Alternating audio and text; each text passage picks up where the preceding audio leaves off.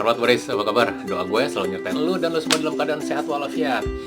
Itu apa sih Boris namanya? Yang bakal naikin mobil.